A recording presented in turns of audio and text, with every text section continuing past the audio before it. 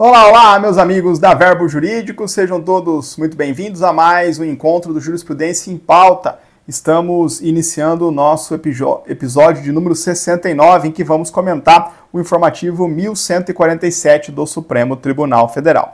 Excepcionalmente, este episódio está sendo gravado e vai ser exibido em um dia diverso da nossa tradicional terça-feira, porque estávamos prestes a entrar ao vivo no dia agendado, quando tivemos uma intercorrência aqui de programação e de agendamento no YouTube, mas de todo modo, para a gente não perder a toada, eu vou trabalhar com esse encontro gravado com vocês. Não estamos ao vivo, então aqueles que nos costumam acompanhar na aula ao vivo, eu já peço minhas escusas, pode ficar aí enquanto esse vídeo estreia aqui no YouTube, e quem nos assiste de maneira gravada vai dar prosseguimento aos estudos normalmente. E aí a gente continua nas nossas terças às 19h30 com os episódios semanais ao vivo, tá bom? Vamos correr sempre em busca de mantê-los ajustados no estudo dos informativos do Supremo Tribunal Federal. Então, excepcionalmente, a gente está quebrando um pouco a nossa regra para a gente poder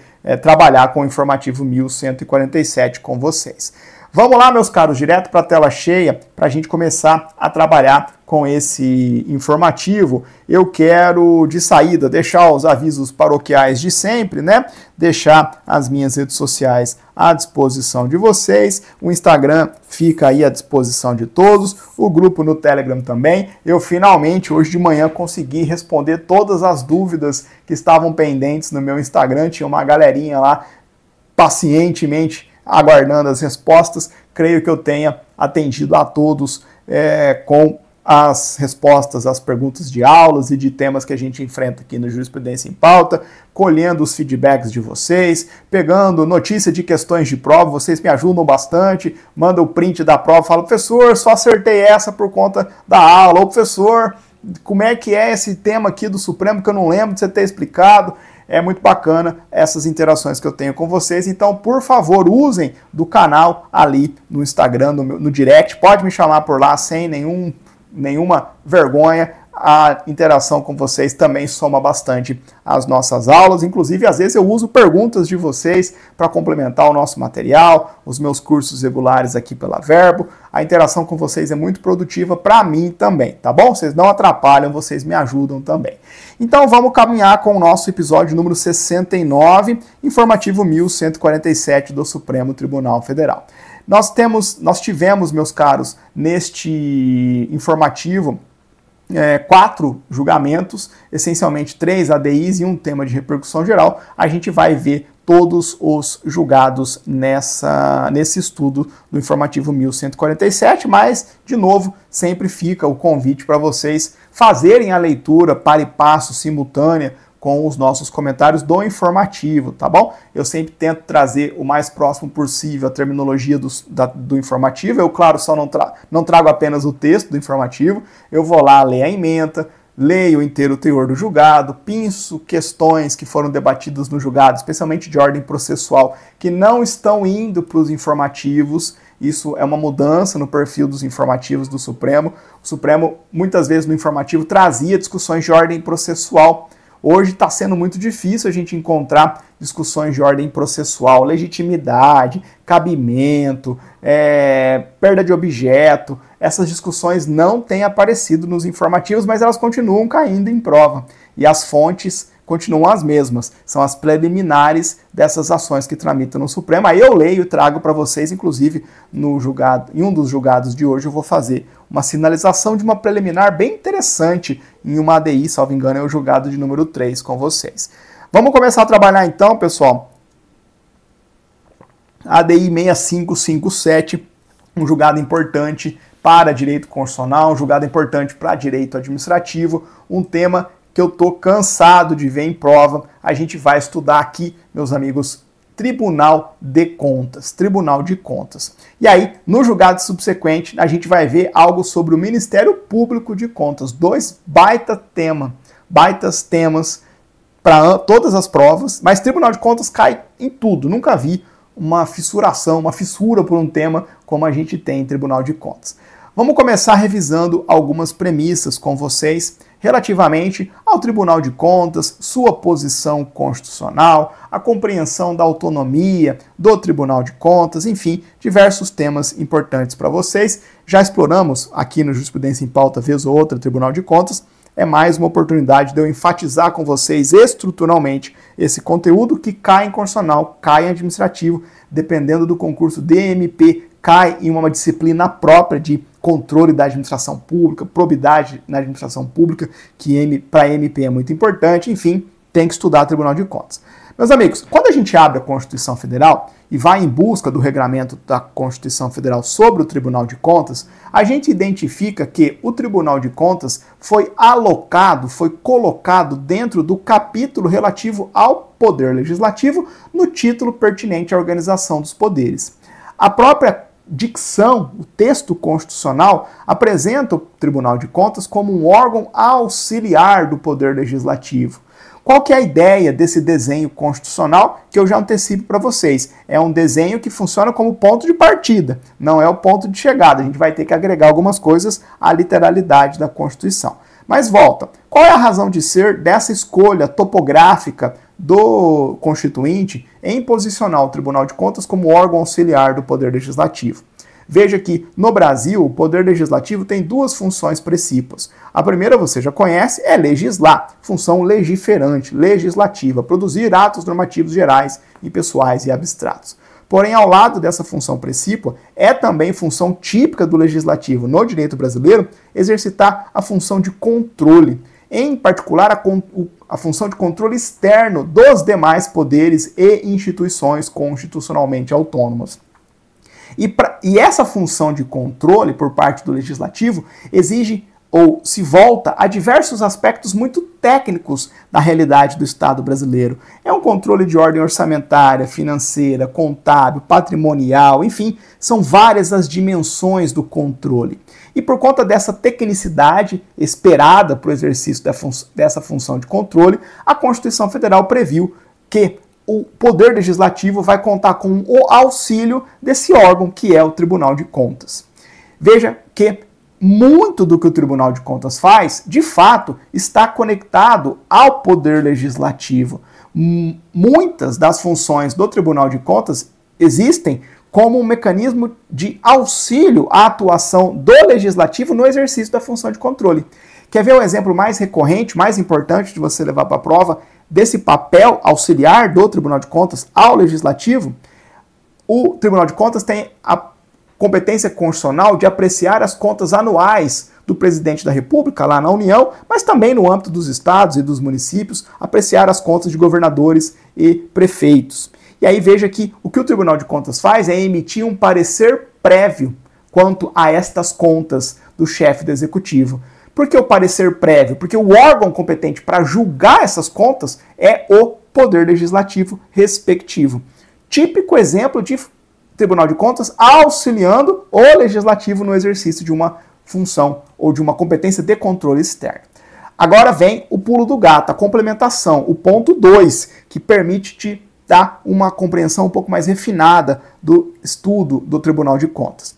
Veja que, não obstante, muito embora, em que pese esse desenho constitucional do Tribunal de Contas como órgão topograficamente posicionado como auxiliar do Legislativo, quando a gente estuda propriamente as funções do Tribunal de Contas, a gente identifica que há funções constitucionais do Tribunal de Contas que vão muito além do mero auxiliar do Poder Legislativo. Muitas funções do Tribunal de Contas existem, têm começo, meio e fim, totalmente à margem do Poder Legislativo.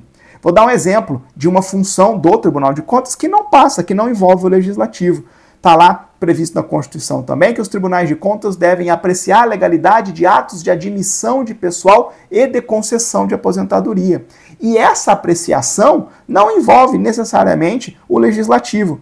O Legislativo não pode nem rever essa decisão do Tribunal de Contas. E aí, por conta disso, olhando para esse conjunto universo de funções do Tribunal de Contas e identificando que ora sim ele auxilia o Legislativo, mas ora não, ele faz coisas que não têm nenhuma relação, desempenha competências que não têm nenhuma relação com o Legislativo, a doutrina amplamente majoritária em constitucional, em direito financeiro, em direito administrativo e, o que mais importa aqui, a jurisprudência do Supremo Tribunal Federal olha para o Tribunal de Contas e diz: o Tribunal de Contas, na verdade, é uma instituição constitucionalmente autônoma. Ele sim auxilia o legislativo em alguma medida, mas ele é mais do que esse órgão auxiliar. Ele é uma instituição constitucionalmente autônoma. E aí o Tribunal de Contas, mutatis mutandis, guardadas as devidas proporções, fazendo os ajustes necessários, acaba ocupando um espaço constitucional muito semelhante àquele do Ministério Público, aquele da Defensoria Pública. São instituições que integram o Estado brasileiro, mas que não se amoldam propriamente em um quadradinho de um dos poderes da República. Não é puramente executivo, nem puramente legislativo, nem puramente judiciário. São instituições constitucionalmente autônomas. E veja que a autonomia do Tribunal de Contas é algo muito relevante. Sempre que a gente identifica uma instituição constitucionalmente autônoma, nós estamos diante de um cuidado por parte do Constituinte, por parte do texto constitucional, em garantir àquela instituição a perspectiva de exercer de maneira livre, de maneira independente, as suas funções constitucionais. A autonomia de uma instituição, com base na Constituição, como é o caso do Tribunal de Contas, mas não apenas, MP, Defensoria também o é, diz respeito a uma preocupação constitucional em impedir a ingerência externa naquela instituição. E aí a gente tem agora a visão mais refinada do Tribunal de Contas como uma instituição constitucionalmente autônoma. Veja que sempre que a gente trouxer a autonomia de uma instituição, a gente sempre tem que lembrar que a autonomia de uma instituição tem diversas dimensões. Não vou esgotar aqui o estudo de autonomia, estou apenas caminhando com vocês para a gente chegar no objeto dessa ADI. A autonomia de uma instituição vai se traduzir em uma autonomia administrativa, vai se traduzir em uma autonomia de autogoverno, uma autonomia funcional, uma autonomia financeira, mas tem um aspecto da autonomia, e agora olhando para o Tribunal de Contas, mas isso existe para as demais instituições também, mas não vou ficar fazendo esses paralelos, senão a gente não sai do lugar. Olhando especificamente para o Tribunal de Contas, a autonomia do Tribunal de Contas também gera uma perspectiva de iniciativa legislativa privativa para matérias de interesse dessas instituições constitucionalmente autônomas, como é o Tribunal de Contas. Por que a autonomia exige iniciativa legislativa privativa para essas matérias? Para que essa instituição constitucionalmente autônoma tenha a garantia de que os seus aspectos, os aspectos sobre ele relacionados, sobre essa instituição relacionados, que exigem lei, somente vão ter o processo legislativo deflagrado quando ela, instituição constitucionalmente autônoma, quando ele, Tribunal de Contas, no nosso caso, entender pertinente. E nos termos em que se entender pertinente, porque o Tribunal de Contas vai deter iniciativa legislativa privativa para matérias que dizem respeito ao funcionamento, à organização do Tribunal de Contas. E isso é uma forma de preservar a autonomia também em vista do processo legislativo, para não colocar essa instituição constitucionalmente autônoma totalmente dentro da discricionariedade de conformação do legislador. Porque a gente sabe, não é o momento de estudar isso, mas quando a gente tem um processo legislativo de iniciativa legislativa privativa, as coisas que o legislativo pode fazer são mais restritas. O poder de emenda do legislativo, dos parlamentares, do deputado, por exemplo, no âmbito estadual, diminui bastante. E aí, aqui a gente tem mais uma faceta, mais uma dimensão da autonomia de uma instituição constitucionalmente autônoma.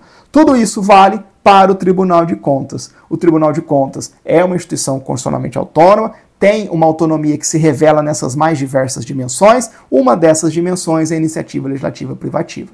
Você deve estar se perguntando, professor, da onde que sai essa constatação constitucional? Sai de um combo de artigos que pouca gente percebe.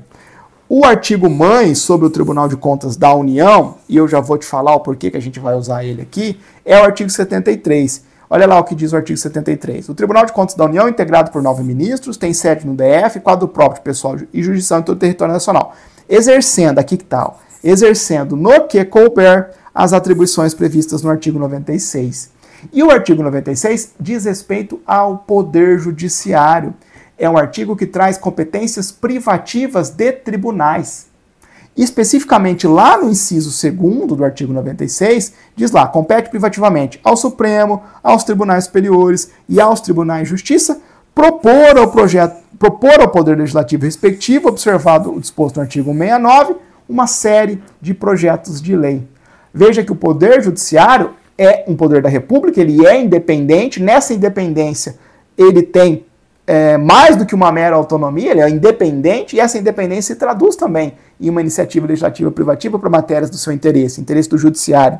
E aí o artigo 73, parte final, fala, olha, traz aqui para o Tribunal de Contas, no que couber, todas aquelas garantias que o artigo 96 da Constituição prevê para os tribunais, para que a gente tenha, em relação aos tribunais de contas, todo esse regramento protetivo da autonomia, tal como lá no 96 da Constituição se preserva a independência do judiciário. Esse é o combo que traz a previsão da iniciativa legislativa privativa de projetos de lei de interesse dos tribunais de contas. Toda essa construção a gente faz, como regra, pensando no Tribunal de Contas da União, porque a gente está olhando para a Constituição Federal e a Constituição Federal rege substancialmente o Tribunal de Contas da União. Todavia, nunca se esqueçam do artigo 75 da Constituição Federal. O artigo 75 da Constituição Federal é uma norma que traz um comando de simetria expresso. O que é isso? Ele está dizendo no artigo 75 da Constituição Federal o seguinte, olha, tudo aquilo que Constituição Federal, estou dizendo sobre o Tribunal de Contas da União, deve ser aplicado no que couber aos tribunais de contas dos estados. É uma norma de simetria expressa. Então, portanto, todo o regramento afeta o Tribunal de Contas da União, mutatis mutandis, aplica-se ao Tribunal de Contas dos estados. E aí, o que a gente vai trazer de empréstimo é justamente esse ponto. Os tribunais de contas estaduais também vão ter iniciativa legislativa privativa para projetos de lei de matérias do seu interesse. Ótimo, chegamos até aqui. Tudo que eu falei é absolutamente imprescindível para provas. Agora a gente vai, esparramadas as premissas na mesa, entender o objeto dessa ADI 6557. Tá bom? Olha lá que interessante. Nessa ADI, o Supremo examinou uma lei estadual de iniciativa parlamentar, que tinha por objeto fixar a destinação da receita arrecadada com o pagamento de multas aplicadas pelo Tribunal de Contas Estadual. Então, vou repetir. Uma lei estadual de iniciativa de parlamentar que diz o seguinte, olha, quando alguém pagar uma multa fixada pelo Tribunal de Contas Estadual, essa receita vai ser direcionada para tal e tal lugar. Lei estadual de iniciativa parlamentar com esse conteúdo. Vou abrir um parênteses aqui rapidamente com vocês. Neste julgado aqui, a gente não vai ver em detalhes toda a discussão sobre a titularidade de recursos oriundos de condenações impostas pelo Tribunal de Contas. Por que a gente não vai fazer isso aqui? Primeiro, que não é objeto da ADI, nem vou trazer isso como premissa, e também porque lá no episódio 65, não faz muito tempo, quando eu comentei o informativo 1143 do Supremo Tribunal Federal, especificamente ao mencionar a DPF 1011, eu expliquei para vocês em detalhes esse ponto. De quem é a grana decorrente do pagamento de condenações ou multas impostas pelo Tribunal de Contas Estadual. Expliquei isso para vocês em detalhes. Assista aquele episódio, isso aqui caiu, salvo engano, inclusive no Enem 2. Tá bom? Mas em síntese, decisões do Tribunal de Contas que tem conteúdo econômico-financeiro, Tribunal de Contas, órgão estadual, podem ser de titularidade do Estado ou de titularidade do município, a depender do que nós estamos considerando.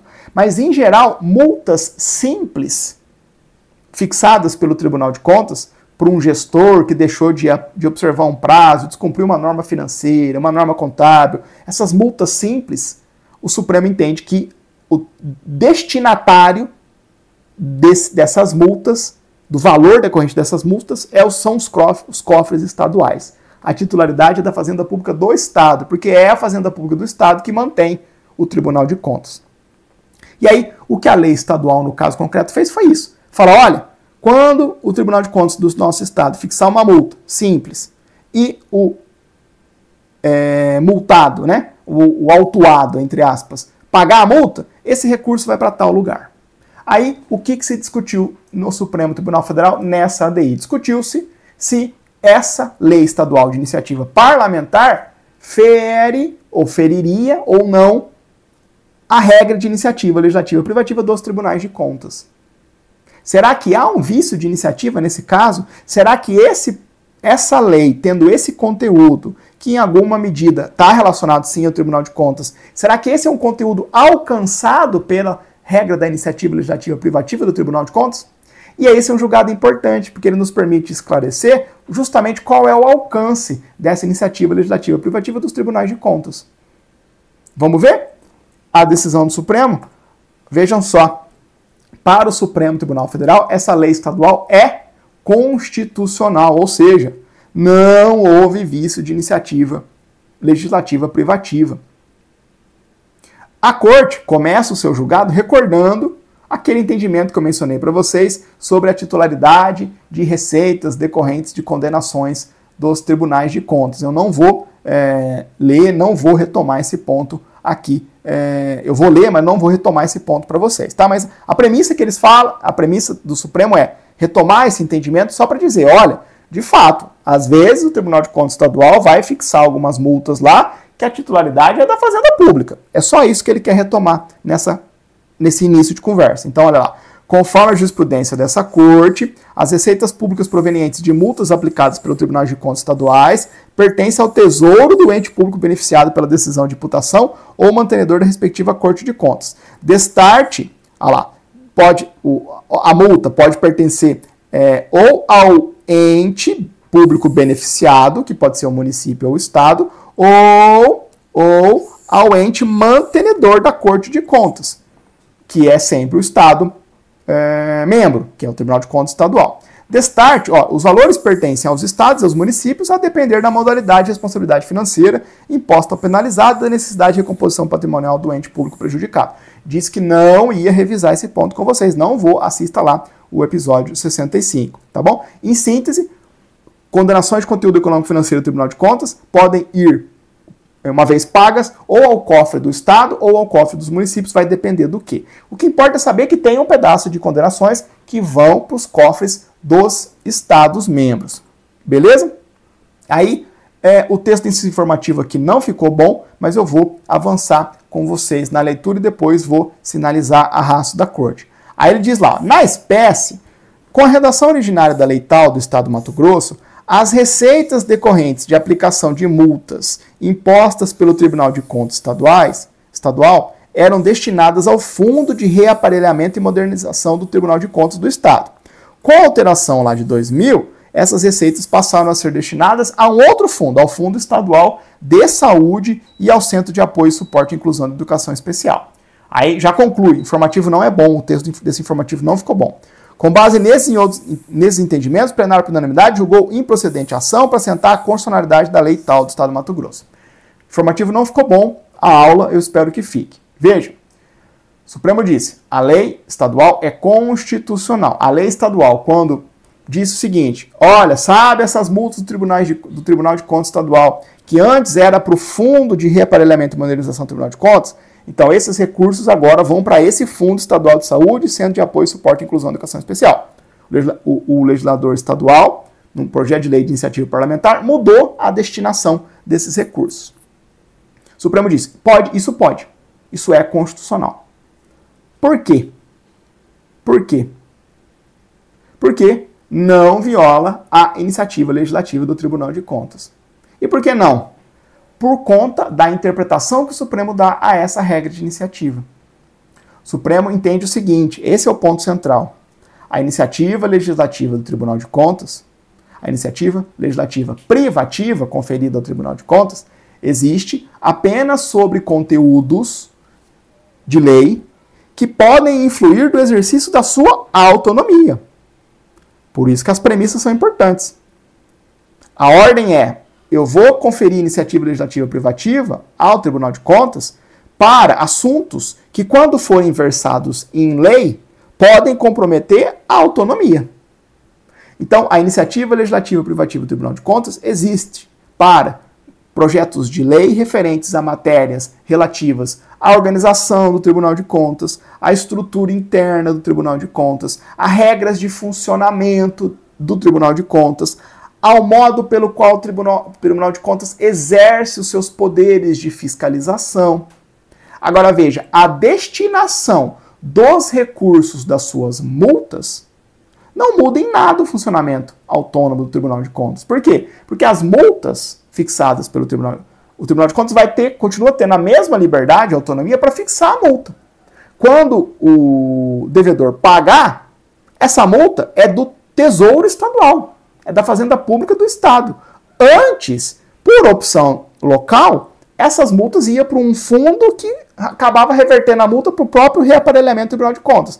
Chegou em 2020, o legislador entendeu que esses valores das multas dos tribunais de contas vão para outros fundos estaduais. Agora, isso não muda nada o funcionamento, não muda em nada a autonomia do Tribunal de Contas. Você deve estar pensando, mas vai faltar recurso para o Tribunal de Contas. Mas os recursos financeiros para o Tribunal de Contas estão preservados pela autonomia financeira do Tribunal de Contas.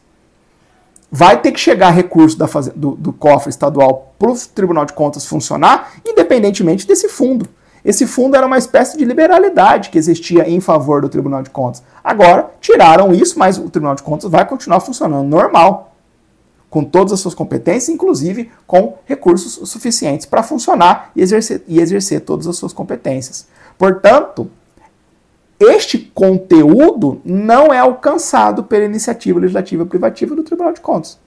E, em vista disso, o projeto de lei de iniciativa parlamentar é constitucional. Quando a gente tem uma matéria para a qual não há iniciativa legislativa privativa, a regra é a iniciativa legislativa em geral. Qualquer parlamentar pode apresentar. Então não tem vício de iniciativa. Quer ver o resuminho? Ficou melhor, olha lá.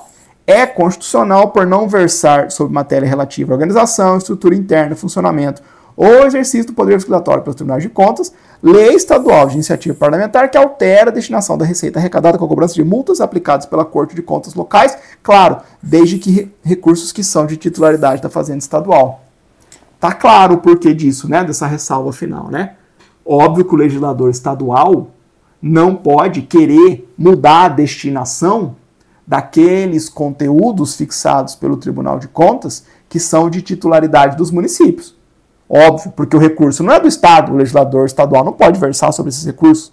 Só vai bater no cofre do município, o município faz o que quiser.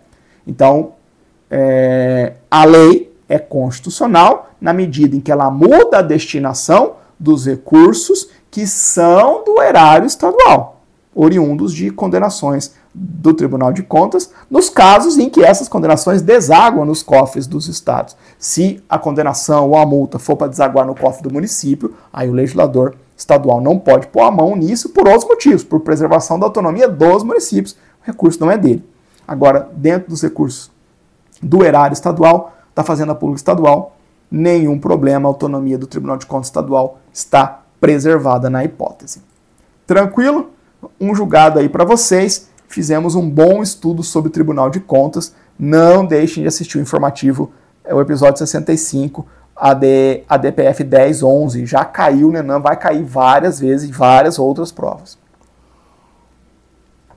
Agora vamos caminhar mais um julgado na toada de que estamos, né? De vez em quando a gente pula, né, de civil para eleitoral, passando por trabalho. Aqui a gente vai ter dois julgados no mesmo campo maior de estudo do direito constitucional, de estudo do direito administrativo. A gente vai falar um pouco agora sobre o MP de Contas, que é o Ministério Público que atua perante o Tribunal de Contas. Cuidado, porque Tribunal de Contas é um tema um pouco enrolado, MP de Contas é um tema um pouco enrolado ao quadrado, porque ele carrega um pouco das confusões ali do Tribunal de Contas. Muitas delas a gente já resguardou, já resolveu nessa primeira ADI. Vamos lá, ADI agora 5254. Antes de vermos o objeto, vamos pontuar algumas premissas. Vai ser uma boa revisão sobre o Ministério Público para a gente localizar o MP de Contas no esquadro da Constituição. Meus amigos, Ministério Público, posição constitucional do Ministério Público. De novo, O MP brasileiro, o Ministério Público, é uma outra instituição constitucionalmente autônoma. O Ministério Público é uma das funções essenciais da Justiça. O Ministério Público foi previsto no capítulo 4 do título da Organização dos Poderes. Ele nem está topograficamente dentro do Executivo, Legislativo e Judiciário. Ele está fora. É uma função essencial à Justiça. É uma instituição constitucionalmente autônoma, tal como a gente viu para o Tribunal de Contas.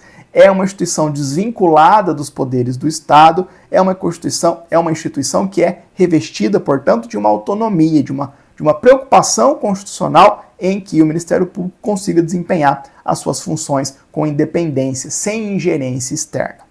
A autonomia, meus caros, falando de uma outra forma, o que a gente já viu lá no Tribunal de Contas, ela se traduz em diversas regras. A autonomia busca preservar a instituição e busca preservar os membros da instituição. A autonomia busca preservar a instituição, são aspectos da autonomia institucional, e a gente tem regras decorrentes da autonomia que funcionam como garantias subjetivas dos membros do Ministério Público, os promotores de justiça, os procuradores da República. Então, essa é uma construção bem importante para o Ministério Público. A autonomia institucional, que vai se traduzir em uma autonomia funcional, uma autonomia administrativa, uma autonomia orçamentária, uma autonomia também que dela vai decorrer uma iniciativa legislativa privativa para matérias de interesse do Ministério Público. Agora, o que eu quero focalizar com vocês aqui, trazendo de dado complementar, é que essa preocupação constitucional com a autonomia do Ministério Público também gera garantias subjetivas para os membros do Ministério Público. Em especial, a garantia, por exemplo, da independência funcional. A garantia de que todos os membros do MP vão atuar, nos casos concretos, de acordo com a sua livre e fundamentada convicção jurídica e a sua consciência. Mas tem outras regras subjetivas também. Uma série de vedações por parte aos membros do Ministério Público, outras garantias como a inamovibilidade, a irredutibilidade de subsídios, enfim. Veja que é um conjunto de regras que protegem a instituição Ministério Público e protege o membro do Ministério Público, o titular do cargo que personifica o trabalho do Ministério Público. Beleza, avançando. Olhando para o desenho constitucional do Ministério Público Brasileiro, especialmente olhando para o artigo 128 da Constituição Federal, vocês vão ver, quem estuda para o Ministério Público tem que saber isso aqui de trás para frente, de cor e salteado. Olhando para o artigo 128 da Constituição Federal, vocês vão ver que o Ministério Público se divide em o Ministério Público da União e o Ministério Público dos Estados. E o Ministério Público da União, por sua vez, se subdivide em MP Federal, MP do Trabalho, MP Militar e MP do Distrito Federal e Territórios. Então esse é um esquadro do Ministério Público Brasileiro. MP igual MPU, com MPF, MPT, MPM, MPDFT e MP dos Estados. Tranquilo? Agora a gente fecha essa revisão geral sobre o Ministério Público e traz para a conversa a discussão sobre o MP de Contas. O que é o bendito MP de Contas, ou MP especial, ou MP perante o Tribunal de Contas? Eu gosto de MP de Contas porque fica mais automático. Meus amigos, o MP de Contas nada mais é do que um Ministério Público que funciona perante o Tribunal de Contas. A gente tem um MP de Contas da União, que atua perante o Tribunal de Contas da União, e nós vamos ter Ministérios Públicos de Contas no âmbito estadual que atuam perante os tribunais de contas estaduais. E o MP de Contas também está dentro daquela lógica da simetria do artigo 75 da Constituição Federal. O desenho do TCU, é estendido para os tribunais de contas estaduais, guardadas as devidas proporções. O desenho do MPU acaba também sendo parâmetro, baliza para o desenho do MP. O desenho do MP de Contas da União acaba sendo também baliza para o desenho do MP de contas no âmbito dos estados. E aí veja que a gente não tem constitucionalmente nenhuma relação orgânica entre os MPs de contas e aqueles outros ramos do MP brasileiro previstos no artigo 128 da Constituição Federal. Guardem isso, é uma regra para a qual não há nenhuma exceção. Meus caros, não há nenhuma relação entre o Ministério Público da União e o Ministério Público de Contas perante o TCU. Não há nenhuma relação entre o Ministério Público Estadual e o MP de Contas que atua perante o Tribunal de Contas Estadual. São concursos diferentes, são carreiras diferentes.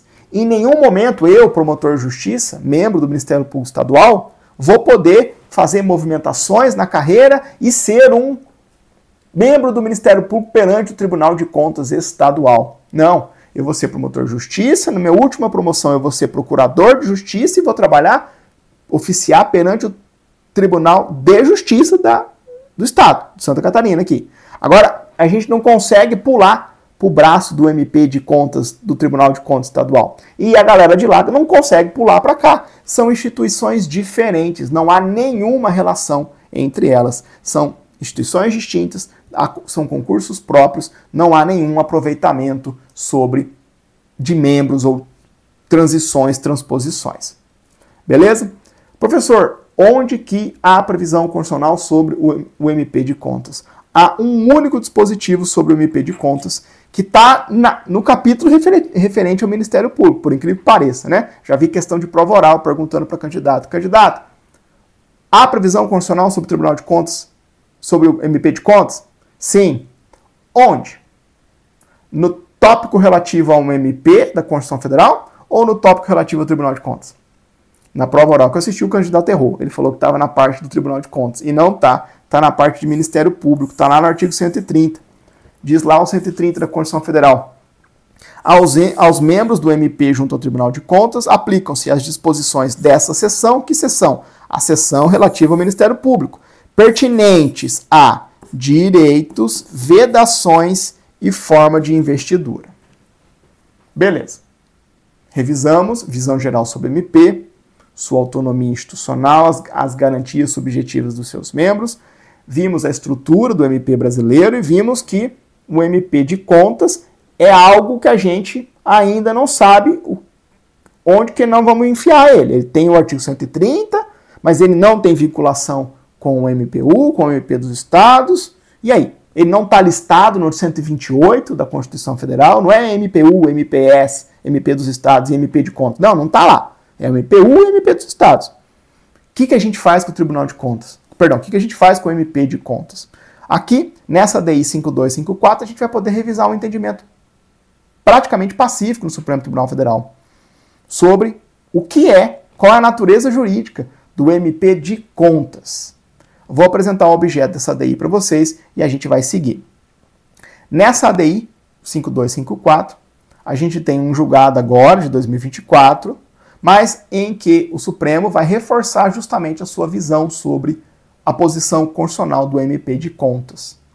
E para fazer isso, ele vai dar uma interpretação para esse artigo 130 da Constituição Federal. E o que o Supremo examinou nessa DI 5254?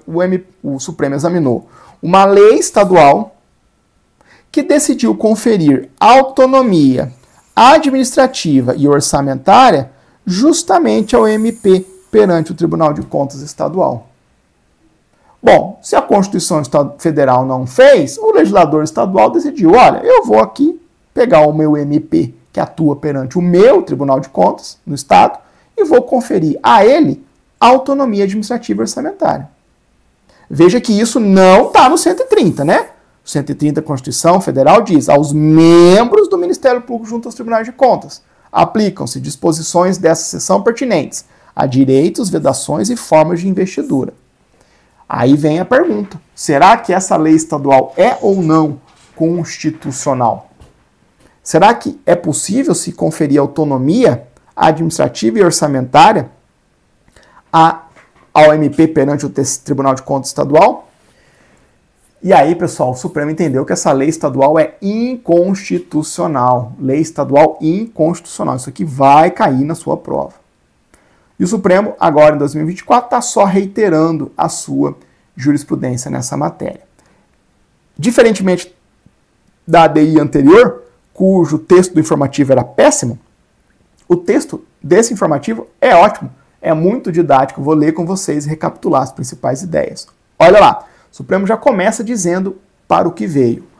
A Constituição Federal não concedeu ao MP especial, o MP de Contas, as garantias institucionais de autonomia administrativa e orçamentária. Lembra que eu falei para vocês que a autonomia se traduz em um braço que protege a instituição e um braço que protege os membros? O Supremo está dizendo, o MP de Contas não tem o braço de autonomia que protege a instituição. A Constituição não concedeu ao MP de Contas as garantias institucionais de autonomia administrativa e orçamentária. Por que não? Aí vem o porquê, que é muito importante. Porque o MP de Contas integra, em termos estruturais, a organização administrativa do próprio Tribunal de Contas, o órgão auxiliar do Legislativo na incumbência do controle externo. Pessoal, o MP de Contas, muito embora a sua relevantíssima função, é uma espécie de apêndice, de anexo, de acessório que orbita o principal, que é o Tribunal de Contas. Estou usando essas expressões não para desprestigiar a instituição, que é absolutamente relevante o MP de Contas, mas para, como recurso didático, mostrar para vocês que o MP de Contas é um pedacinho do próprio Tribunal de Contas. Ele integra estruturalmente a organização administrativa do Tribunal de Contas. E aí, quem tem autonomia institucional é o Tribunal de Contas. É o corpo Tribunal de Contas, e não a parte MP de Contas. Tranquilo? Entendimento supremo que já pré-existia esse julgado.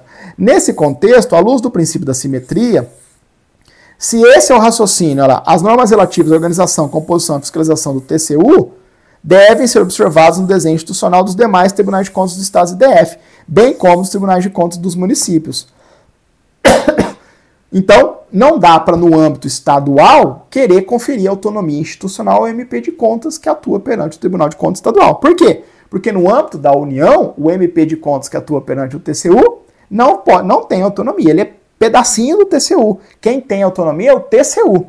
E aí, a ideia da simetria, a norma de simetria, lá do artigo 75 da Constituição Federal, é aplicada novamente. O desenho, a modelagem do TCU, tendo dentro dele o seu respectivo MP de Contas, vai ter que vir para o âmbito dos estados também. E aí, tendo dentro de si, Tribunal de Contas Estadual, o seu respectivo MP de Contas. Conforme a jurisprudência dessa Corte, o texto constitucional, olha lá o Supremo interpretando o 130 da Constituição. O texto constitucional, artigo 130, com o intuito de proteger membros do MP especial no desempenho de suas atribuições, veicula norma de extensão obrigatória tão somente as garantias subjetivas. Lembra dos dois braços da autonomia. Uma protege a instituição, outra protege os membros. O braço que protege a instituição não chega no MP de Contas. O braço que protege os membros, sim, por força do 130.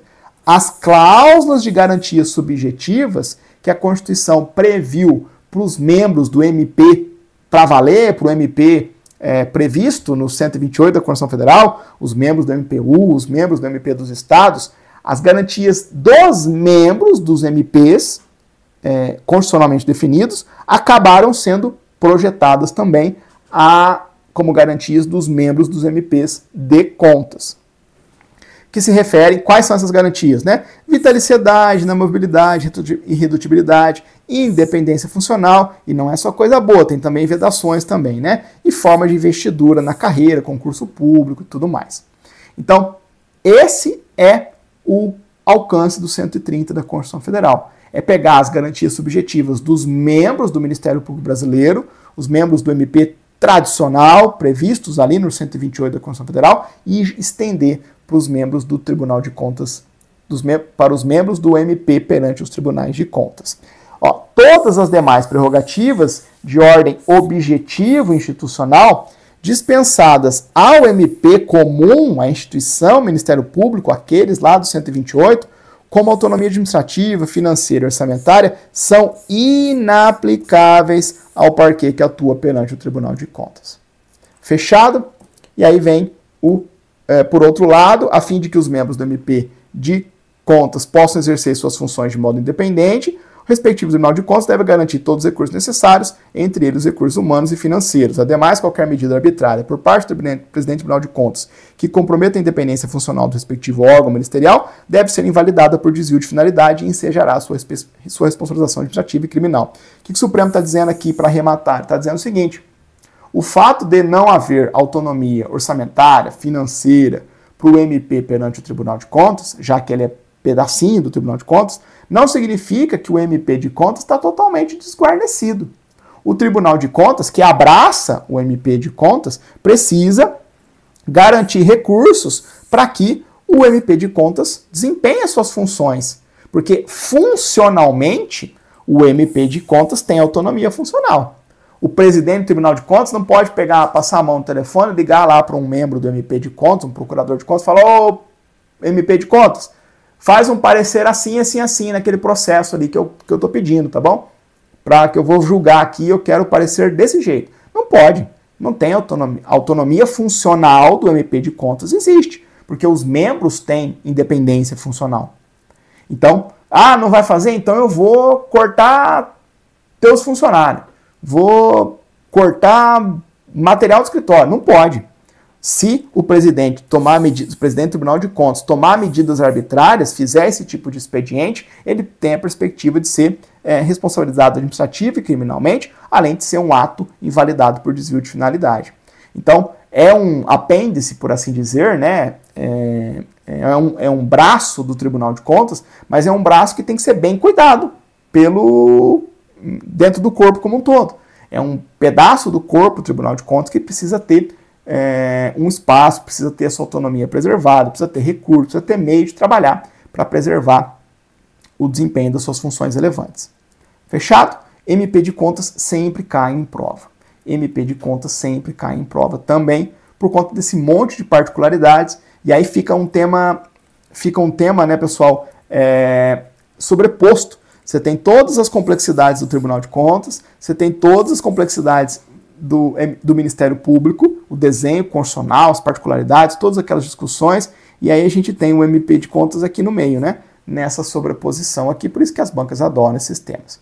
Olha a tese fixada pelo Supremo nessa ADI. É inconstitucional por violar o 130 e o 75 da Constituição Federal, norma estadual que confere autonomia administrativa e orçamentária ao MP, ao Ministério Público Estadual, junto ao Tribunal de Contas. Não gostei dessa terminologia aqui, tá? De novo, o MP estadual não tem nenhuma relação com o MP perante o Tribunal de Contas Estadual. O Supremo usou o MP estadual junto ao Tribunal de Contas para dizer que é o MP perante o Tribunal de Contas Estadual. Mas não é a mesma coisa, é outra carreira, outro concurso. Lembra do professor Vinícius? Eu, por exemplo, gosto muito, nunca prestei o concurso para o MP de Contas, mas porque não era meu foco. Mas eu seria um feliz membro do MP de Contas, acho um trabalho muito interessante. Mas eu nem se quiser, salvo se eu prestar concurso, consigo pular para lá, na minha carreira aqui no MP de Santa Catarina. Então lembra de mim, para não cair em confusão. Não tem ninguém de lá vem para cá e ninguém de cá vai para lá, são carreiras distintas. Então é inconstitucional por violação ao 130 e 75 da Constituição Federal, norma estadual que confere autonomia administrativa e orçamentária ao MP estadual junto ao Tribunal de Contas, garantida a independência funcional de seus membros e os meios necessários para o desempenho das suas funções. Fechado? Maravilha. E aí fica o resumo também para vocês. Olha, o MP junto ao Tribunal de Contas encontra-se organicamente inserido na estrutura respectiva da Corte de Contas, motivo pelo qual não detém autonomia administrativa e orçamentária. Belezinha? Mais um julgado para conta. Vamos caminhar. Vamos seguir agora, pessoal, para outra ADI noticiada aqui. Vamos para a ADI 5597. ADI 5597, um julgado relativamente simples de direito constitucional, de direito administrativo, aqueles julgados um pouco mais trabalhosos, um julgado de questão constitucional relativamente simples. mas um julgado trabalhoso porque é uma série de particularidades de uma lei que foi lá reformular um quadro administrativo, uma série de detalhamentos. Então, ele é factualmente, normativamente, lá um pouco complexo, mas essa parte não cai na prova, né? Esses detalhezinhos da lei local, lá da lei estadual, não cai na prova. Eu vou sempre, nesses julgados, eu tento sempre generalizar o problema para poder simular o que seria uma questão de prova, tá? Tema importante para procuradorias, em especial. Vamos lá. Vamos começar a trabalhar. É um julgado relativo a um dispositivo do artigo 37 da Constituição Federal. Artigo 37 traz normas sobre a administração pública, em particular o inciso 22. Então, como premissa aqui, basta a gente lembrar da previsão do artigo 37, inciso 22 da Constituição Federal. Eu vou ler já ele para vocês na sequência, mas eu quero dar algumas informações para vocês. Esse inciso 22 do artigo 37 versa sobre um segmento muito importante da administração pública brasileira, que é a denominada administração tributária. A administração tributária. A administração tributária nada mais é do que um braço especializado da administração pública brasileira que se volta ao exercício da atividade tributária. E atividade tributária aqui eu estou dizendo em sentido amplo. Basicamente, toda e qualquer atividade de natureza administrativa relacionada à fiscalização e cobrança de tributos. Então, a administração tributária, um pedaço especializado da administração pública que vai desempenhar a atividade tributária. Tá, por que que o artigo 37, versando sobre a administração pública em geral, se ocupa em um dispositivo da administração tributária? Por uma razão muito simples. A administração tributária é o braço do Estado que substancialmente vai em busca do recolhimento de tributos, do angariar receitas para o Estado brasileiro funcionar. A atividade de cobrar tributos é substancial, porque é o que viabiliza, paga a conta de todo o restante do funcionamento do Estado. Então, claro, é razoável que pelo menos em um dispositivo a gente tenha uma atenção constitucional para esse pedaço especializado da administração pública e administração tributária. Vamos ler o inciso 22, olha lá. As administrações tributárias da União, Estados, DF e municípios, que são atividades essenciais ao funcionamento do Estado, olha ele aqui, exercidas por servidores de carreiras específicas, terão recursos prioritários para a realização de suas atividades e atuarão de forma integrada, inclusive com compartilhamento de cadastros e de informações fiscais na forma da lei ou convênio. Então, olha só, um dispositivo importante que traz diversas informações relevantes sobre a administração tributária. É atividade essencial ao funcionamento do Estado, é exercida por servidores de carreiras específicas, terão recursos prioritários para realizar suas atividades e assim sucessivamente. O foco desse julgamento, na DI 5597, está nos servidores públicos que integram a administração tributária. Então, o foco desse julgado é esse segmento do inciso 22 aqui. A gente vai ver o Supremo dando interpretação para esse pedaço do inciso 22. Independentemente da interpretação do Supremo, a gente pode, até em termos pragmáticos, relembrar com vocês que a administração tributária vai ter uma estrutura no âmbito da União, no âmbito dos estados e no âmbito dos municípios. No âmbito federal, no âmbito da União, a gente tem a administração tributária concentrada na Receita Federal do Brasil.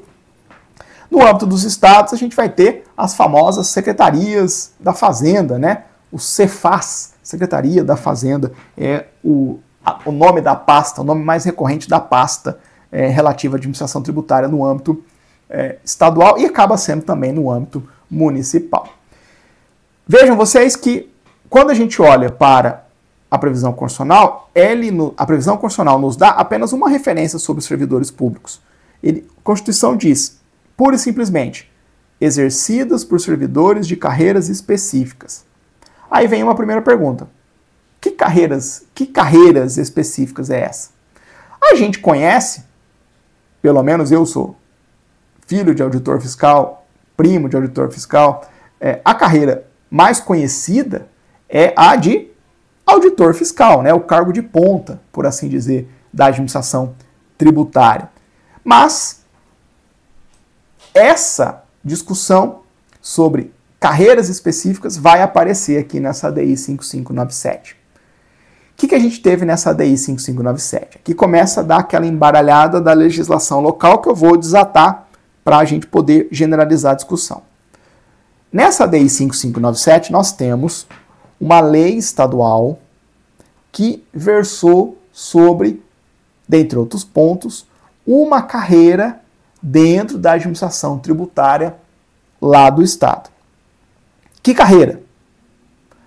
A carreira, o cargo, era chamado de uma coisa e passou a ser chamado de controlador de arrecadação da Receita Estadual. Veja que não é a carreira de auditor fiscal estadual.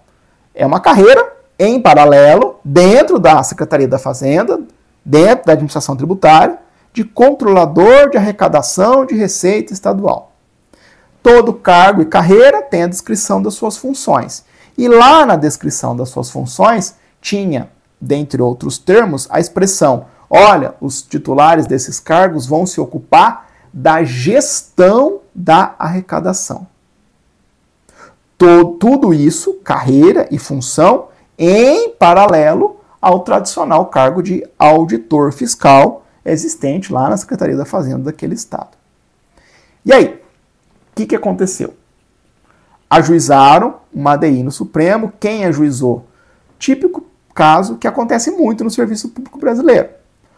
Uma federação de associações de auditores fiscais estaduais, uma federação de associação de auditores fiscais estaduais, podem fazer isso, tá? Faz tempo que o Supremo entende que associação de associações tem legitimidade ativa, artigo 103, inciso 9 da Constituição Federal. Uma federação de associações de auditores fiscais estaduais ajuizou a ADI no Supremo contra essa lei estadual, dizendo basicamente o seguinte: olha, Supremo, essa lei estadual, quando criou esse cargo de controlador e conferiu a ele a gestão da arrecadação, acabou criando uma carreira equiparada à de auditor fiscal de tributos estaduais.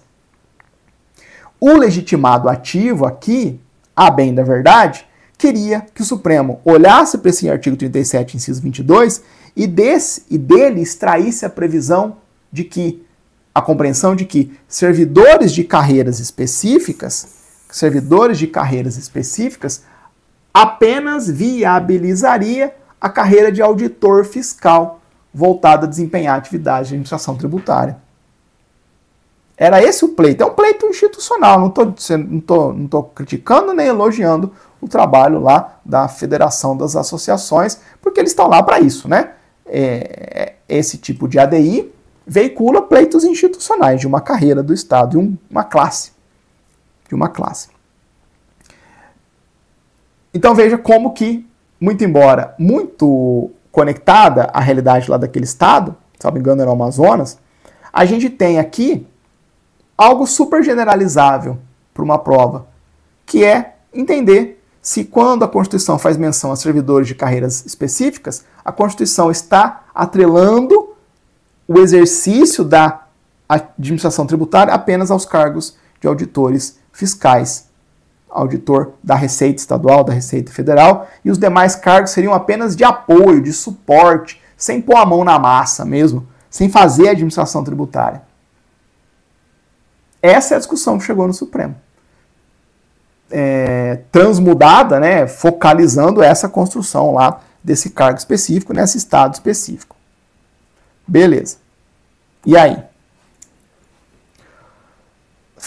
Põe uma pausa, põe um ponto no mérito, antes da gente ir para o mérito, e eu vou revisar com vocês uma questão preliminar dessa ADI aqui, que eu tô vendo cair em prova. Olha que rolo, né? Rolo bom. Rolo que a gente sabe desenrolar é um rolo bom para a prova. Antes de ver o mérito, questão preliminar importante. Olha só que maluquice. Fazia tempo que eu não via um julgado tão interessante sobre esse ponto no Supremo, né, que justifica eu trazer para vocês. Nós estamos aqui em 2024, o Supremo julgando uma ADI, que tem como objeto uma lei estadual. Pode isso? Pode. Objeto de ADI, lei ou ato normativo estadual ou federal. Lei estadual pode ser objeto de ADI no Supremo? Pode. Porém, lembre-se de que leis estaduais, ao lado de leis municipais, também podem ser objeto de ADI estadual. ADI perante o TJ.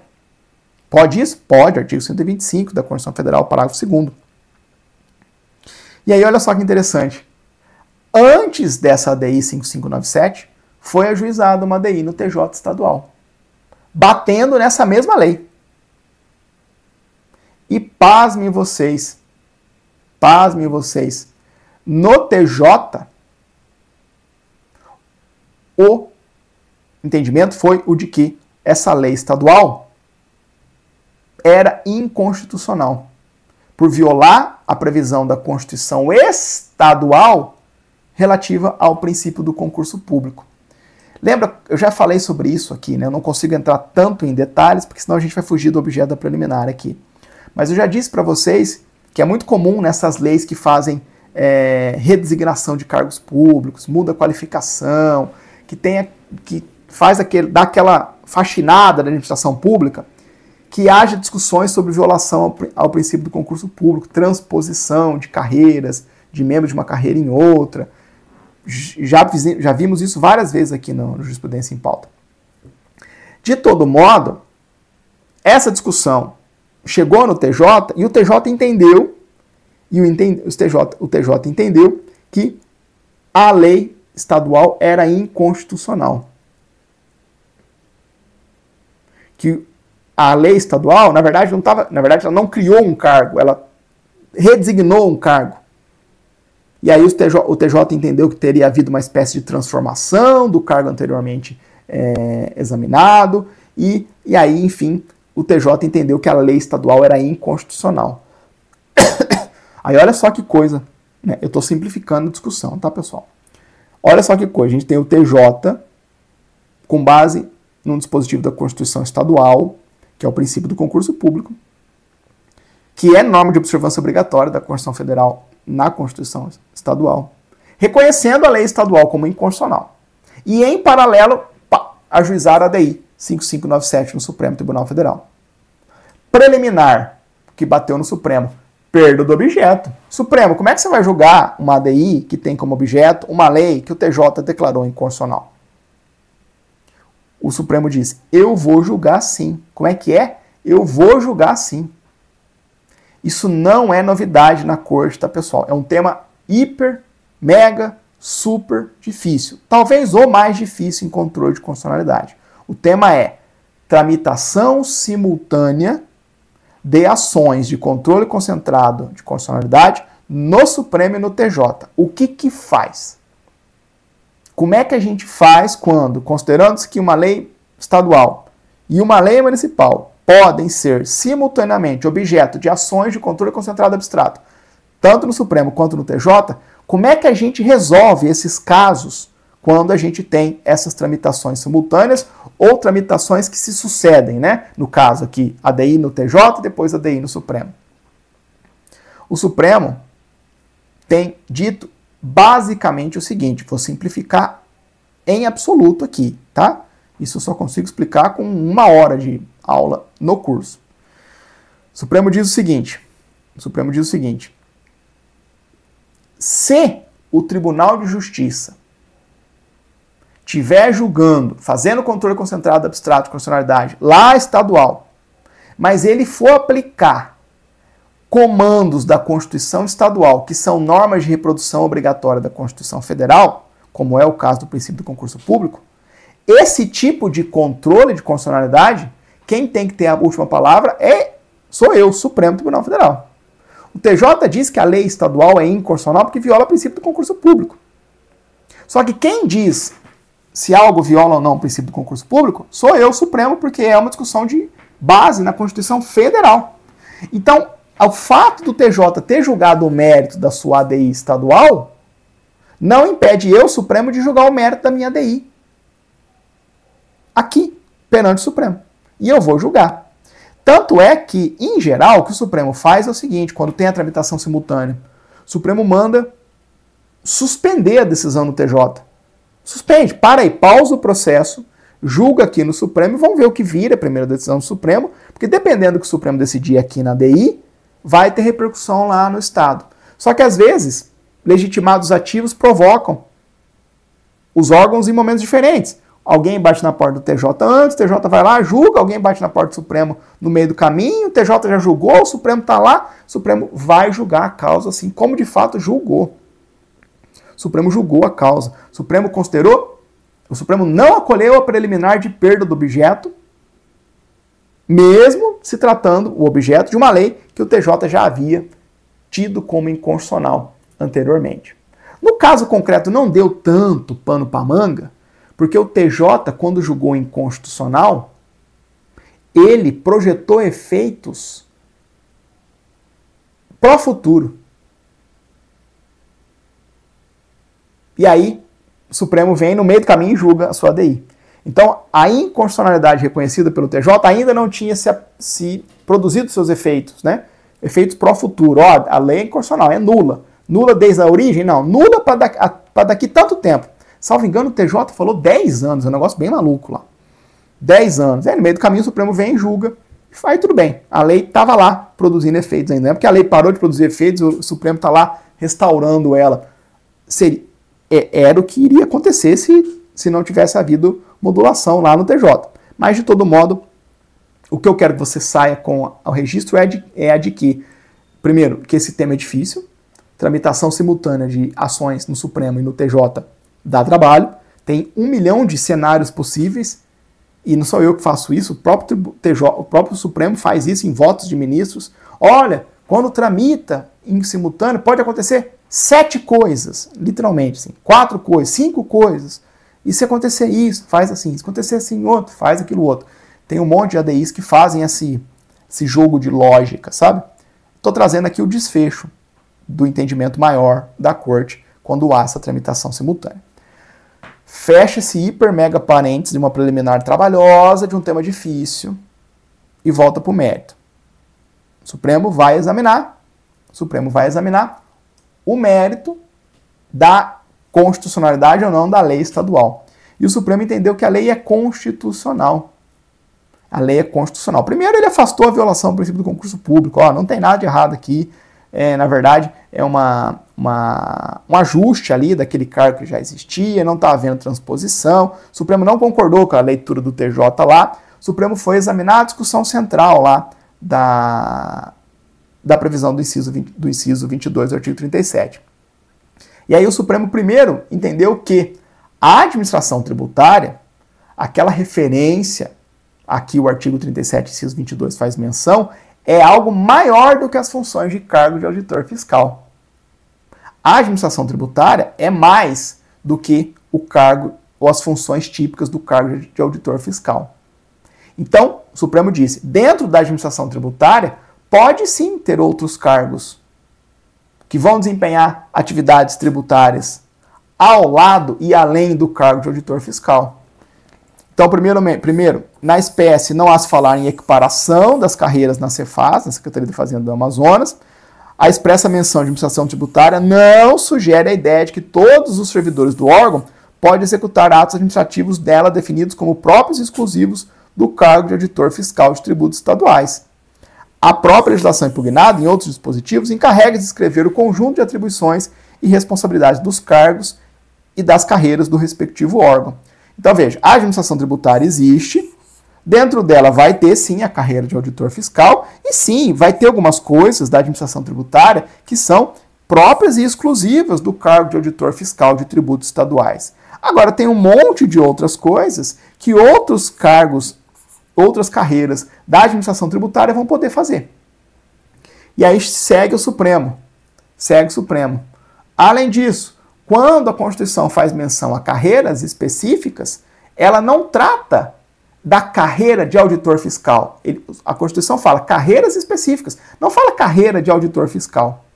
E a Constituição também não define quais são as atividades essenciais de cada uma das carreiras específicas. Foi o legislador estadual que fez, e ele fez isso de maneira consentânea com a Constituição, de um modo que não comporta censura pelo Supremo. Olha lá, o texto constitucional, ao disciplinar as chamadas administrações tributárias, prescreve que as atividades essenciais ao funcionamento do Estado serão exercidas por servidores de carreiras específicas. Ele, o texto, não define, entretanto, quais são as atividades essenciais e quais são as carreiras específicas, e não faz qualquer alusão à carreira de auditor fiscal de tributos estaduais. Em vista disso, o Supremo olha para a lei estadual e diz o seguinte: olha, o cargo de controlador, pela descrição das suas funções, aí é bem casuístico mesmo, não faz aquilo que somente o auditor fiscal pode fazer. O auditor fiscal faz as atividades de gestão tributária. Gestão tributária. Gestão tributária inclui o ato principal de instituição do crédito tributário. Isso é só o auditor fiscal. Agora, o cargo lá de controlador faz outras coisas. Ele faz a gestão da arrecadação, que não é ato exclusivo do auditor fiscal. Então, tudo bem. Se a Constituição não exige carreira única, se essas atividades essenciais de administração tributária não são apenas aquilo que é exclusivo e próprio do auditor fiscal, a opção do legislador estadual não pode ser censurada. Criou um cargo, especificou uma função, conferiu a essas funções, conferiu funções que não são exclusivas de auditor fiscal, não há sobreposição ou não há, nas palavras do Supremo, uma equiparação dessas carreiras, tudo certo com a lei estadual. Tá bom? Tudo certo com a lei estadual. Aí o cargo antes chamava técnico, agora se chama controlador. E olha lá, as atividades são diferentes do auditor fiscal. Aquele, ou seja, o de controlador, não possui, por exemplo, incumbências relacionadas à gestão tributária, como é a constituição do crédito tributário, mas apenas encargos relativos à gestão da arrecadação. Muito importante você saber isso em concurso para a procuradoria, tá? Auditor fiscal é carreira essencial da administração tributária? É a única? Não, pode ter outras. Auditor fiscal, o que faz por excelência? Faz gestão tributária. Qual que é o principal ato de gestão tributária? Constituição do crédito tributário. Outras carreiras da administração tributária podem fazer isso? Não. Gestão tributária, só o auditor fiscal. Um controlador, um técnico, um analista da Secretaria da Fazenda, da Receita, pode fazer constituição do crédito? Não pode. Veja como essa questão ela é generalizável, Como ela é de fato generalizável mesmo. A gente consegue sair da lei local, da lei estadual e pensar uma questão mais específica. Aí, com base nesses entendimentos, o Supremo dá o desfecho aqui, fica o resumo para vocês. É compatível com a Constituição Federal de 88 e não ofende o 37, inciso 22, norma de lei estadual que dispõe integrar a administração tributária às atividades de competência dos cargos de provimento efetivo da Secretaria do Estado da Fazenda local. Beleza? Temos mais alguns minutinhos. Vamos revisar. Vamos ver o último julgado desse informativo, tema 13 e 17 da repercussão geral. Você chegou até aqui, você não vai embora, muito embora o último tema não seja dos mais divertidos. Precatório. Não vai embora, precatório. Se você é meu aluno assíduo, minha aluna assídua aqui, você já vai estar tendo um bom caderno sobre precatórios que vão te ajudar em questões difíceis de constitucional, de processo civil. Vamos lá? Precatório é um tema relativamente complexo e é um tema não muito palatável, Eu particularmente gosto, pode cair em financeiro também, Eu dou aula de financeiro, tenho livro de financeiro, então eu tenho alguns gostos excêntricos. Eu sei que financeiro não é a coisa mais divertida do mundo para a generalidade das pessoas. Eu gosto bastante, particularmente. Mas, enfim, precatório. Tema difícil, relativamente difícil, não muito palatável. objeto de regramento do artigo 100 da Constituição Federal, mas o problema não é só o artigo 100, tem disposições do ADCT, tem disposições em textos de emendas constitucionais, mas antes da gente sofrer e ir para o ADCT ou para emendas constitucionais, que a gente não vai precisar nesse julgado aqui, concentre-se nas discussões que começam e terminam no artigo 100 da Constituição Federal.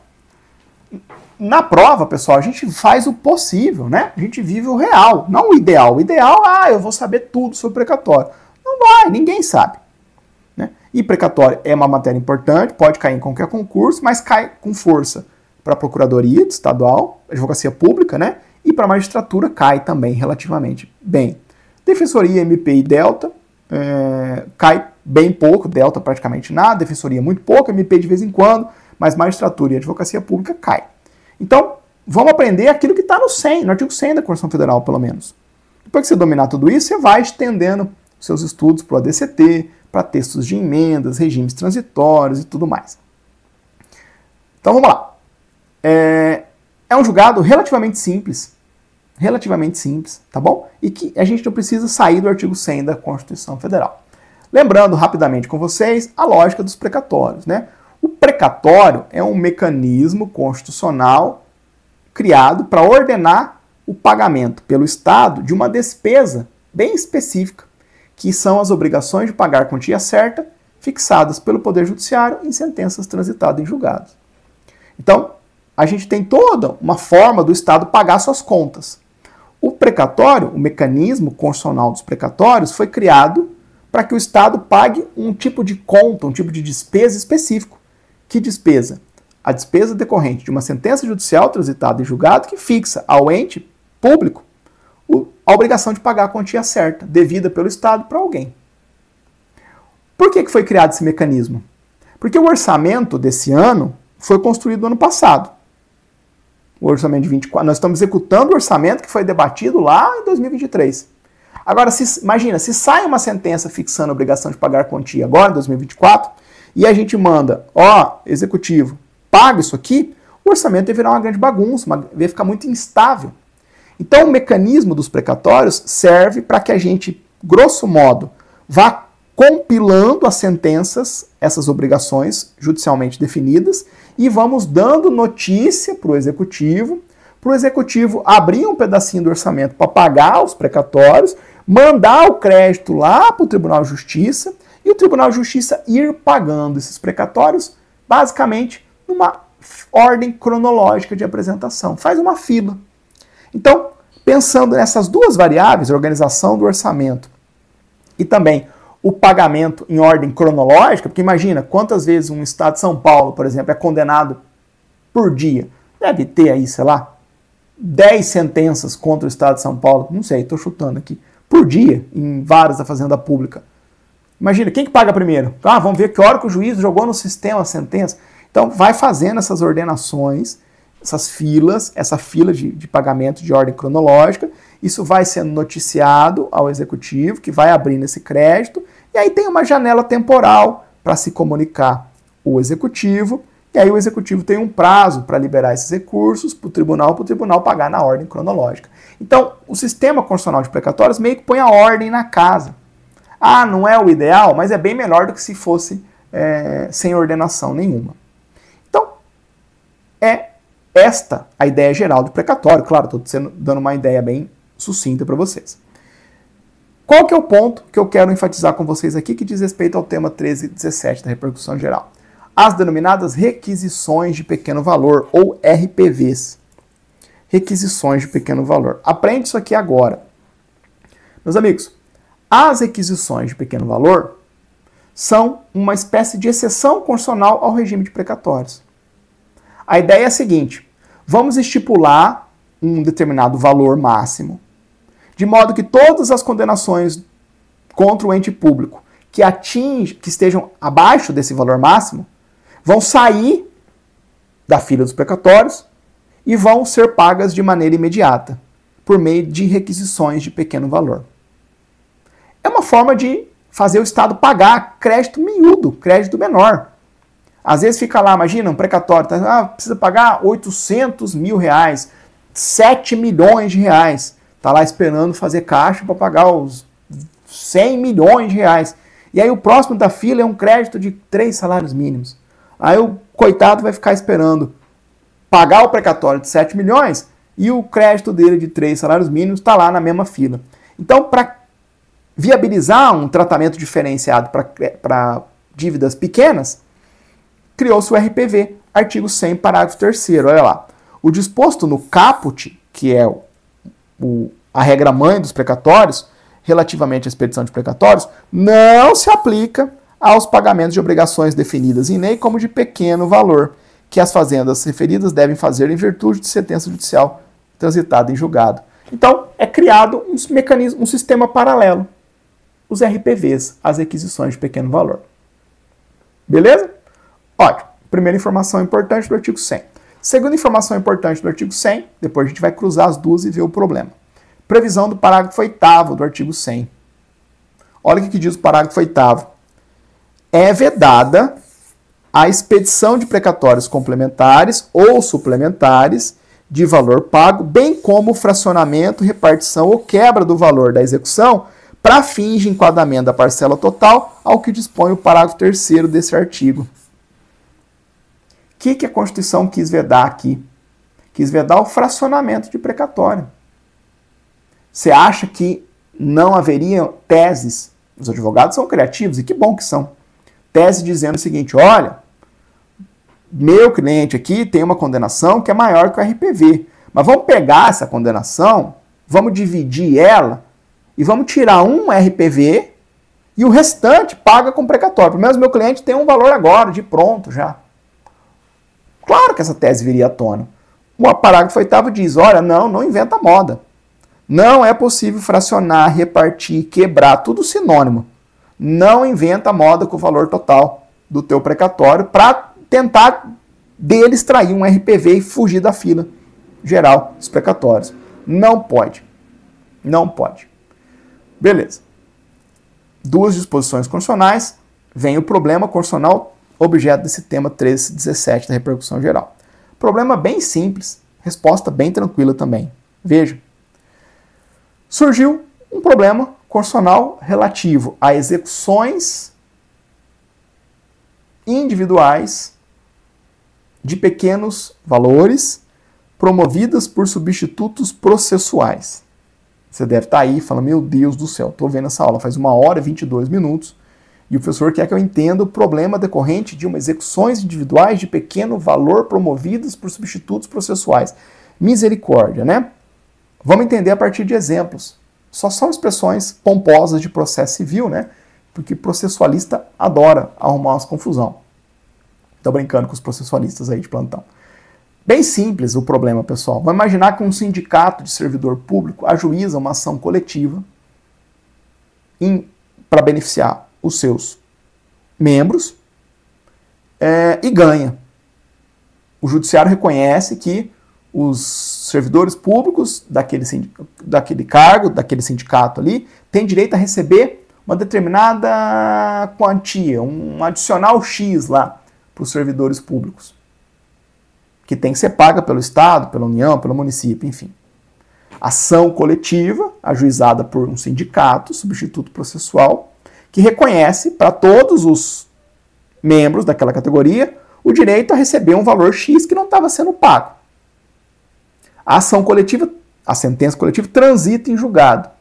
Moral da história, todos os membros daquela categoria têm um direito a receber valores decorrentes daquela quantia X que não estava sendo paga para eles. Como é que funciona a execução dessa sentença coletiva? Típico caso, né, de processo coletivo, em particular de direitos individuais homogêneos, em geral é para ser isso, né? Como é que funciona? Duas formas de executar essa sentença coletiva. Cada titular do cargo lá, membro do sindicato, nem precisa ser membro do sindicato, na verdade, mas cada um dos prejudicados que tiveram esse direito reconhecido pela sentença coletiva, eles podem, cada um, ir lá em juiz e falar, ó, seu juiz, eu sou o João, eu ocupo o cargo que faz menção àquela ação coletiva, a União não está me pagando o direito X, você falou que gratificação X, todo mundo que ocupa esse cargo tem direito, eu estou aqui dizendo, eu sou titular desse cargo, eu quero receber o meu pedacinho. Quero, ó, tá aqui minha conta, tantos anos, prescrição, tarará, tarará, me paga esse valor aqui. Essa é a primeira opção, cada membro ir lá e ajuizar a sua ação executiva, para receber cada pessoa os seus valores decorrentes daquele adicional X atrasado. A outra opção é haver também execução coletiva, por meio do sindicato como substituto processual. Aí o sindicato vai lá, ajuiza a execução, na verdade ele pede um cumprimento de sentença, né, faz a execução, e aí nessa execução o que ele faz? Ele apresenta a relação nominal dos seus membros, dos integrantes do sindicato, e fala, ó, o João trabalha, o João tem direito a 10 de crédito desse adicional X, o Pedro tem direito a 12, a Maria a 15, o Antônio a 22, e faz a execução coletiva. Aí vem a pergunta que agrega o parágrafo 3º e o parágrafo 8º. A discussão é a seguinte: se a gente olhar para a globalidade dessa execução coletiva, a gente vai ver lá que todas essas pessoas são parte da execução. O sindicato está ajuizando a ação como substituto processual, em nome deles, em nome próprio, em busca do direito deles, substituto processual. Se a gente olhar para a globalidade das condenações, vai dar uma pancada, vai dar um valor que não é RPV. Vai pegar o 15 do João, o 20 da Maria, o 12 do Antônio, e vai, soma, extrapola, passa o RPV, e aí teríamos que essa sentença gerar um precatório cheio com as parcelas de todo mundo. Essa é uma forma de enxergar. Outra forma de enxergar é considerar, mesmo sendo uma execução coletiva, olhar para o crédito de cada um dos beneficiados e permitir, de acordo com o limite legal, que cada beneficiado, se der o valor, receba como RPV e não como precatório. Então, essa é a discussão que o Supremo resolveu nessa repercussão geral. Será que o produto dessa execução vai ter que gerar um precatório que leve em conta o crédito de todo mundo junto? Ou pode dar origem a RPVs, considerando o crédito individualizado de cada um deles? Será que fazer isso daí não seria um fracionamento, uma quebra, uma repartição? Será que pensar numa execução coletiva para o substituto processual não seria, tirar daí RPVs, não seria uma violação ao parágrafo 8º da Constituição Federal? Essa é a discussão. Relativamente simples, né? Tem que só enfeitar um pouco de processo coletivo, entre aspas, né? É processo coletivo, na verdade. Ou execução coletiva, enfim. Resposta do Supremo: pode tirar RPV, sim. Isso não incide na violação. Isso não dá violação ao parágrafo 8º. Na verdade, né, pessoal, isso não é nem fracionamento. O crédito é individualizado. Apenas processualmente pode se ajuizar uma execução coletiva porque a sentença foi coletiva. A sentença é fruto de uma ação coletiva. Tranquilo? O crédito é de cada um. O crédito de cada um gera uma respectiva obrigação individualizada de pagar por parte do ente federativo, que se der dentro do limite do RPV, vai dar o RPV para cada um. Então a Maria pega o seu RPV, o João pega dele, o Antônio pega dele e assim sucessivamente. Se der dentro do limite, RPV para cada um. RPV para cada um. Ah, mas o João tinha 150 de crédito. O dele extrapolou o RPV. Ok, tira o precatório do João. Mas para os demais, se o valor do crédito individualizado está dentro do RPV, tira RPV. Isso não viola o parágrafo 8º da Constituição Federal, do artigo 100 da Constituição Federal. Tá bom? Não vou ler o julgamento aqui na íntegra, né? Mas veja, a tese. A execução de títulos de créditos individuais e divisíveis decorrentes de título judicial coletivo promovida por substituto processual não caracteriza fracionamento precatório vedado pelo parágrafo 8º do artigo 100 da Constituição Federal. E é isso, pessoal. Informativo relativamente trabalhoso, né? Mas temas todos muito importantes. As 3 ADIs, esse tema de repercussão geral, tudo isso dá questão de prova em constitucional, administrativo, processo civil, tá bom? Então, fica aí de novo as minhas redes sociais à disposição de vocês. E aí depois, assim que essa aula sair para vocês aí no YouTube, né? Eu falei que eu estou gravando excepcionalmente para vocês esse encontro, eu vou disponibilizar o material ali no nosso grupo no Telegram. Combinado? E com isso, turminha, a gente chega ao final de mais um episódio aqui de Jurisprudência em Pauta. Foi um prazer estar com vocês, ainda que não ao vivo, e refaço o pedido para terça-feira, nas terças-feiras, às 19h30, eu vou estar sempre com vocês aqui no canal da Verbo, tá bom? Gostou da aula? Deixa um joinha aí no nosso vídeo, se inscreve no canal da Verbo, aciona o sininho para receber as notificações, muita aula interessante rodando aqui no canal da Verbo semanalmente, além do nosso encontro semanal de jurisprudência. Fechado? Forte abraço a todos, bons estudos e até uma próxima oportunidade.